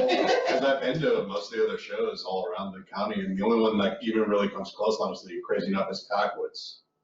Like Packwood, last time I was out there 2 years ago, and it was about a half an hour show with a ton of fireworks too, but other than that, yeah, you guys are by far, I'd say you guys put on the biggest one in the county. I don't want to advertise for other fireworks shows, but then again, it's not a competition. I know, Everything's competition. it's not. I know Chehalis this year is going to do a large one at Stan Headwell. They can just stand down and come out here. They've already got a lot of We donations don't have any for more that. cartoons. That's true. And we do have, it's been pointed out, there's only so large our little show can get before there's no place for people to go. I make a motion that we approve the Discover Vader You know what? Washington brochure as is with the edits that we just discussed for the rest stop in the 1988. I have a motion by Ms. Hanson to approve the flyer with the changes, Second it. seconded by Mr. Daly. More discussion about this fun topic? Well, I'm just trying to figure out where we're gonna build a parking garage now on city property. Put that on the agenda for next time. I'm getting tired, sorry. Yeah. Usually I say I'll add it to my list of things to do. I am not going to add it. Could we, the corner park, not the corner park, but the corner lot That we own now. can we put some kind of parking in there for city, 4th of July? Still It's thinking possible. about this parking stuff, We'll think about it. since half the stuff is down in that area anyway. Keep thinking about it. Well, that's where the cornhole is gonna be. No, the pocket park. Oh, the pocket That's park. the bank I spot. know that was like last year, that was overflow for some of the car show, I think, or something. Hmm. Okay. All those in favor? It's my meeting. All those in favor of approving the flyer, say aye. Aye. Any opposed? Motion carries. Thank you. Okay, where were we? Let's see, under city business, public comment related to any items whatsoever. So I know you've been sitting patiently to talk to the council. I'm awake. Please introduce yourself. My name is Bill Johnson. I've lived in the Winlock area for about almost 30 years. I built Winlock Forest Product, Lewis County Forest Products, Mason County Forest Products, and operated Mason County till we sold to Simpson. Somewhere in the mid-teens. And I owned Lewis County Forest Products up until about 5 years ago. I wasn't active in it the last couple of years. It's a really nasty habit that you guys might understand. I drag race kind of an natural. And so I got to do something to make money. It's very expensive, but anyway, we made a decision with myself and three other people. A couple of them are in the area and some of them aren't, to build a small log plant that's going to utilize a log that's been used for pole. And there's no home for it. Where Hauser and Reindeer could supply enough wood just so it's 2 folks for a 3-shift operation. I've made a little flyer up I'll give you when we adjourn, but you know, you guys are the permitting agency. I've done some of the homework already, and I met with the PUD, and they can give us the electricity that we need to run the plant. That was my first real issue that, and then you're also going to be the people that give us a building permit. We're not going to change the building much. We're going to add a bit to it. We're talking about the industrial area. He is, across yeah. from the Little Crank. Yeah, they're in the initial stages of looking at acquiring some or all of that property and then putting in an actual functional business down there. Nice. Beautiful.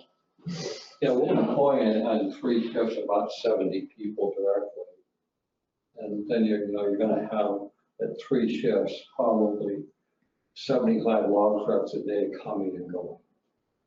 And we're pretty tight with Hampton, and they're getting overflow problems at Napa Valley. We're talking, having talked with the railroad yet about a spur in the area too. Anybody that's familiar with Lewis County Forest Product, we were very successful. I've got some things that I've been doing this my whole life. So my grandparents owned a sawmill, my aunts, my uncles, and my parents owned sawmills. That's all I've ever done. There's a need for a plant to facilitate using that small log. I'm not sure if you're aware, but the whole log chip in the pulp and paper market is just a social collapse in North America. And that's where that log is being used, and there's no other home for it. We're looking, like I said, on 1 shift, it would be about 35 people. 2 shifts would be 60, high 50s, and 3 shifts would be roughly 70 people. And you're going to get log truck business. I think it will be good for the town. We've looked all over Lewis County. And to be real honest with you, there's not many places left you can permit an industrial site without spending millions of dollars to get it done. We have talked to the owner and the realtor. We're going to sit down together sometime within the next 2 weeks to see if we can put a deal together. And I'm going to be pretty flexible, because I'll be honest with you, because we can't find another place that makes any sense. It's a small town, other than Winlock, so we're a big city compared to you guys. That's and we're going to use local people. Our average wage to start with will be $36 an hour. We're gonna pay it 6 months for an all family health insurance. So if you got 6 kids, they're gonna be covered. Would you be loading onto trains on the property too, or? Well, probably yes. I'm pretty sure that that's something we'd all want to talk about. Let's talk about how good it's gonna be, right? Well, no, it's not gonna be that good for traffic. If I live in Winlock, sure. you guys are all probably in Winlock now again. Those trains are a pain in the ass. I mean, you can sit there for, and particularly if you're in an Napa line, when Hampton switches, that can be a 30-minute closure. And there's no use lying about it. Yeah. Do we have to have it? No, our primary customers are gonna be in the state of California. And right now, you can ship lumber into the Bay Area or LA by van for half what you can do it for rail. Because you've got all these vans that bring things up here from California, going back empty. And Hampton has a great staff that are really good at what they do.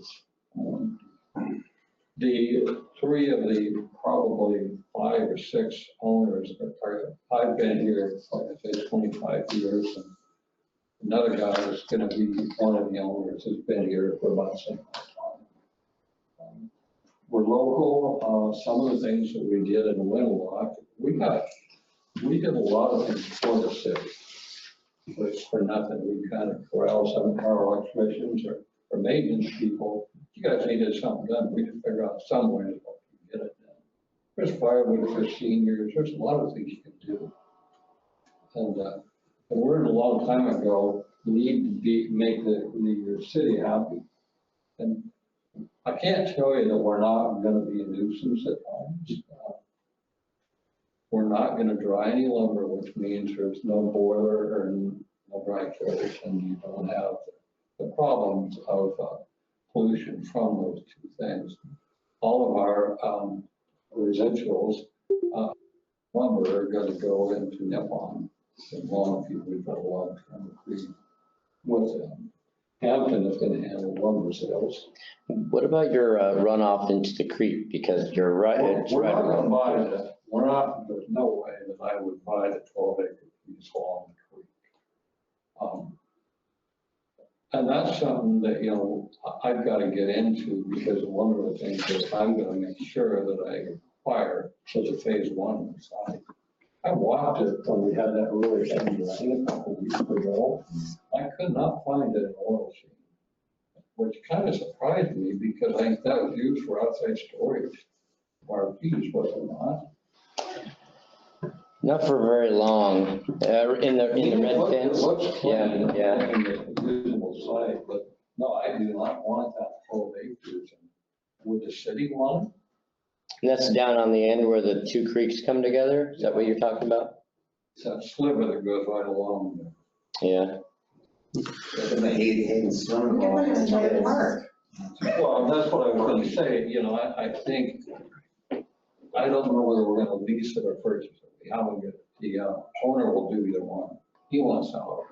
And, I suppose that's something that we could just say, hey, we want that. We don't want to own that 12 acres, but we would like to see the city on it.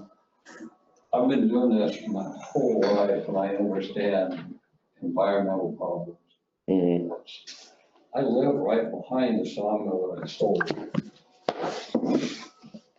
I don't like the way they handle the residuals. It's 40 or 50 feet high.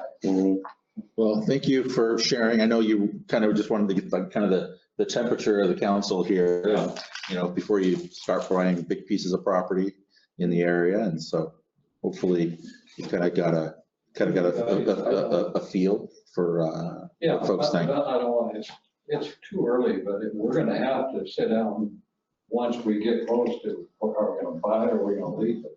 Because we got the same problem. We're going to have city building permits. Where's the water supply? That's something I realized I really don't know. They've got that 30 or 35,000 gallon tower. Where does the water come from? It comes in right to the right Right to the left side of the driveway. Is it city water? Yeah. Okay. City sewer there also? There is, yeah, they have a small. Those are a big problem. They do, they have a, But, we're gonna, if we get to the point where we're buying or leasing, we've got to have a phase one done. And that's gonna yeah, cover. they'll do environmental that stuff, yeah.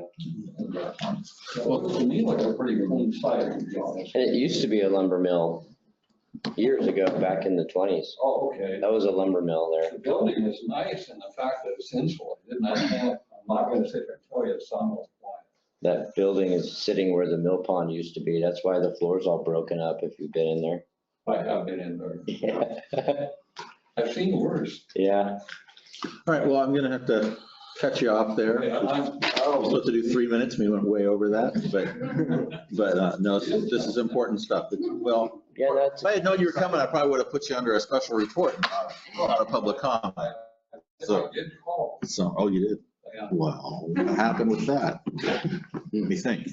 It's exciting. So, yeah, go ahead and hand out some flyers, and then, yeah, while you're doing that, does any elected officials have any comments? We had another public comment, didn't we? Someone else. Was that- oh.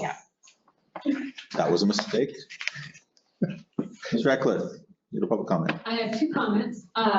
One is on the code enforcement that you guys brought up earlier, and my only comment on that is some of us have been around here long enough to know that code enforcement hasn't always been fair and equitable, and at least in my mind. And I would hope that there's a lot of properties that need to be cleaned up in town, and I'm all for it, but don't pick and choose. Mr. Herb brought up somebody that absolutely needs to clean up his property, and I'm sure all the neighbors, including us, are all for that, but there are many others that also need it, and unfortunately, that person has annoyed a lot of people, so it's easy to, go after certain people. But there's several others, and that also need it, and I would encourage the city, number one, to be fair and equitable about it. And Just remember, it's complaint driven, so. Okay, well, anyway, I know you like to complain, Cindy. Yeah. Complain about all of them instead of just the ones that really bother you. I guess I'd like to ask one question, and that's simply, would you take the 12 acres if we were able to get it from the city? I need a. It's public comment. Maybe. I have to sit and think about it and look look at it and discuss it. There's some liability with that. I don't want to own the land next to us, this Perhaps. I'm sure of it. Yeah. Windlock is nice because we're a long way from anything family. Excuse me, guys, I'm gonna interrupt. I think Cindy was still on for 3 minutes. just one other comment, it was on school district. Nothing has been on school property for a while. We're letting a lot of kids, not kids, but properties be developed in town. Dozens and dozens of homes, which more likely will have small people in them, and which adds to the school issue. There used to be a provision on the school grounds that if so many years went past without a school being on those grounds, then it reverted back to the family that donated it in whatever that year that was. Has anybody contacted the Castle Rock School District to see if they plan on putting something there so these little itty bitty kids don't have to ride the bus at 7 o'clock in the morning into Castle Rock? They have the land. There's probably no reason why they don't, and they're already complaining that the grade school is overcrowded. So I was wondering if the city or the council or somebody had ever contacted the Castle Rock School District, because if that provision is still on there, the clock is ticking, and they could lose the land to the original family that donated. Yeah, I've had meetings with the previous and the current superintendent. And I know most recently they were looking, this is just last year, I had a meeting with them. They were looking at different things that could be done to utilize that building, whether it would be after school programs or even like a sheriff remote office or It has to be used as A variety, there was a variety of different things. Yeah, and I know you mentioned that agreement. We've had some people come in before that claim to be the folks that are the holders of that agreement, that if it's not used as a school, it would go back to the family. I've asked to see that document and they've refused. It's part of the deed. And they've refused to share it. So we can try to look that up too, but that's, that property is not the city's property. And so, belongs to the school district, and the city and the school district are totally different entities. So, but anyway, like I said, I know that the school district was looking at some type of educational uses for that building. So. It would be good. It really would be good for at least the smaller grades, that they don't have to take that bus at 7 o'clock in the morning. To have something there. Mm-hmm. And our school taxes just keep going up. Yeah. Good. Thank you. Okay. Yes. I would like to speak as a member of the public and not as city clerk. I am the secretary for the Friends of Little Falls committee, and I just want to say how much it means to have your guys' support in what we're doing. There's been a lot of time, energy, and money that's put into this project. It's been a lot of fun, but there's also a lot of stress and effort put out. So knowing that you guys are in support of that, thank you very much. Welcome. Other public comment? Elected official comment? Yeah, I just want to say thank you to the public for hanging with us. There's a lot of you that you could have left after your section. 2 hours for a good meeting. This was a long one. You guys are awesome. Thank you. We didn't know it's gonna be so long. Fair enough. Next time you sit by the door. All right, well, on that note, Sorry, hard work, guys. thank you, everybody. Thank you. This meeting's adjourned at 8:04 PM.